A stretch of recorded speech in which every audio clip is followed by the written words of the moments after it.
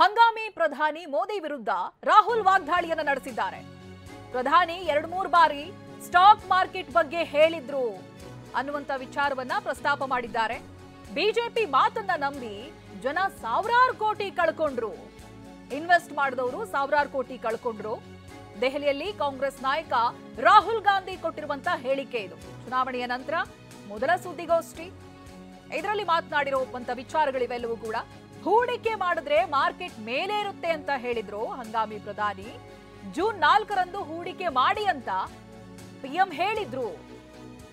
ಈ ಮಾತನ್ನ ನಂಬಿಕೊಂಡು ಜನ ಸಾವಿರಾರು ಕೋಟಿ ಕಳ್ಕೊಂಡ್ರು ಅಂತ ಹೇಳಿದ್ದಾರೆ. बीजेपी का ऑफिशियल जो इंटरनल सर्वे था वो उनको 220 सीट दे रहा था, तो ये इंफॉर्मेशन बीजेपी के लीडर्स के पास था. इंटेलिजेंस एजेंसीज ने 200 और 220 के बीच में सरकार को बताया था कि उनकी सीट्स आ रही हैं. 3 जून को स्टॉक मार्केट सारे रिकॉर्ड तोड़ देता है और 4 जून को खटाक से स्टॉक मार्केट अंडरग्राउंड चला जाता है. अगला स्लाइड दिखाइए जरा.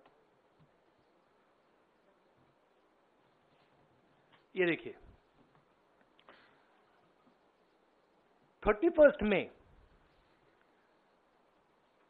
Massive stock activity, more than double what was there on 30th, more than double what was there on 29, 28. ये अनोमली देखिए. ये कौन लोग हैं?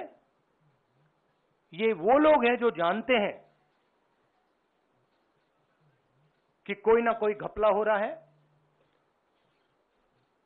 हजारों करोड़ रुपए यहां पे इन्वेस्ट हुए हैं. फॉरेन इन्वेस्टर्स ने इन्वेस्ट किए हैं और उस ಬಗ್ಗೆ ಡೀಟೇಲ್ಸ್ ಅನ್ನ ಕೊಡ್ತಾ ಹೋಗ್ತಾರೆ ನಮ್ಮ ಪ್ರತಿನಿಧಿ ಪ್ರಸನ್ನ ಲೈವ್ ನಲ್ಲಿ ಜಾಯ್ನ್ ಆಗ್ತಾ ಇದ್ದಾರೆ. ಪ್ರಸನ್ನ, ಇದು ಮೊದಲ ಒಂದು ಸುದ್ದಿಗೋಷ್ಠಿ ಆಗಿರೋದ್ರಿಂದ ಚುನಾವಣೆ ಬಳಿಕ ಒಂದೊಳ್ಳೆ ಲೀಡ್ ಅನ್ನ ತೆಗೆದುಕೊಂಡಿದ್ರು. ಅದ್ರ ಬಗ್ಗೆ ಮಾತನಾಡೋದಕ್ಕೆ ಹೆಚ್ಚು ಸಮಯ ತಗೋತಾರೆ ಅಂತ ಅನ್ಕೊಂಡಿದ್ವಿ. ಇಲ್ಲಿ ನೋಡಿದ್ರೆ ನಿಫ್ಟಿಯಲ್ಲಿ ಆಗಿರುವಂತ ಬೆಳವಣಿಗೆ ಆಗಿರ್ಬೋದು, ಈ ಹಿಂದೆ ಪ್ರಧಾನಿ ಅವರು ಮಾತನಾಡಿರುವಂತಹ ಮಾತುಗಳು ನೇರ ವಾಗ್ದಾಳಿಗೆ ಇಳಿದಾಗಿದೆ. ಯಾವ್ಯಾವ ವಿಚಾರಗಳನ್ನ ಪ್ರಸ್ತಾಪಿಸಿದ್ದಾರೆ ಅಂತ?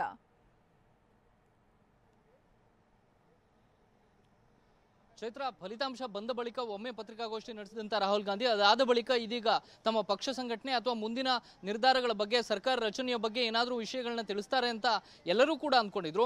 ಆದರೆ ಇದೀಗ ಪ್ರಧಾನಿ ನರೇಂದ್ರ ಮೋದಿ ಅವರ ವಿರುದ್ಧ ಮತ್ತು ಅಮಿತ್ ಶಾ ಅವರ ವಿರುದ್ಧ ಹಾಗೂ ಹಣಕಾಸು ಸಚಿವೆ ಆಗಿದ್ದಂತಹ ನಿರ್ಮಲಾ ಸೀತಾರಾಮನ್ ಅವರ ವಿರುದ್ಧ ರಾಹುಲ್ ಗಾಂಧಿ ಅವರು ಒಂದು ಗಂಭೀರವಾದಂಥ ಆರೋಪವನ್ನು ಮಾಡಿದ್ದಾರೆ.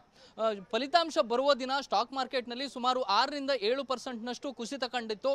ಅದರಿಂದ ರಿಟೇಲ್ ಟ್ರೇಡರ್ಸ್ಗೆ ಸುಮಾರು 30 ಲಕ್ಷ ಕೋಟಿಯಷ್ಟು ನಷ್ಟ ಉಂಟಾಗಿದೆ.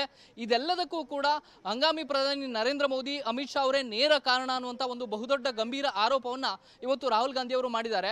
ಅಂದ್ರೆ ಫಲಿತಾಂಶ ಯಾವ ರೀತಿ ವ್ಯತ್ಯಾಸ ಆಗುತ್ತೆ ಅನ್ನುವಂಥದ್ದು ಮೊದಲೇ ಮೋದಿ ಅವರಿಗೂ ಅಮಿತ್ ಶಾ ಅವರಿಗೂ ಗೊತ್ತಿತ್ತು.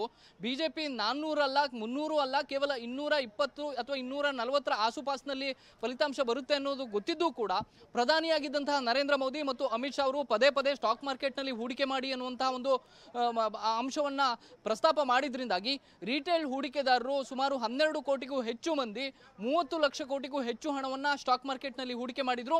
ಇದರಿಂದ ಫಲಿತಾಂಶ ವ್ಯತ್ಯಾಸ ಆದ ಬಳಿಕ ಆ ಎಲ್ಲ ಹಣವೂ ಕೂಡ ನಷ್ಟ ಉಂಟಾಗಿದೆ.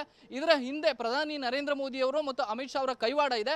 ಈ ಕಾರಣಕ್ಕೋಸ್ಕರ ಜಾಯಿಂಟ್ ಪಾರ್ಲಿಮೆಂಟರಿ ತನಿಖೆಯನ್ನ ಮಾಡಬೇಕು, ಜಂಟಿ ಸದನ ಸಮಿತಿಯ ಮೂಲಕ ತನಿಖೆಯನ್ನ ಮಾಡಬೇಕು ಅನ್ನುವಂತಹ ಒಂದು ಆಗ್ರಹವನ್ನ ಇವತ್ತು ರಾಹುಲ್ ಗಾಂಧಿ ಮಾಡಿದ್ದಾರೆ.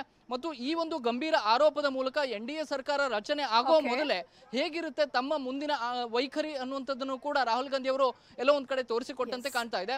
30 ಲಕ್ಷ ಕೋಟಿಯ ನಷ್ಟ ಅನ್ನುವಂಥದ್ದು ಸಣ್ಣದಲ್ಲ. ಇದರಿಂದ ಯಾವುದೋ ನಿಗದಿತ ಕಂಪನಿಗಳಿಗೆ ಲಾಭ ಆಗಿದೆ ಅನ್ನುವಂಥ ಅಂಶವನ್ನ ರಾಹುಲ್ ಗಾಂಧಿ ಅವರು ಉಲ್ಲೇಖ ಮಾಡಿದ್ದಾರೆ. Chaitra, thank you Prasanna ಡೀಟೇಲ್ಸ್ಗಾಗಿ.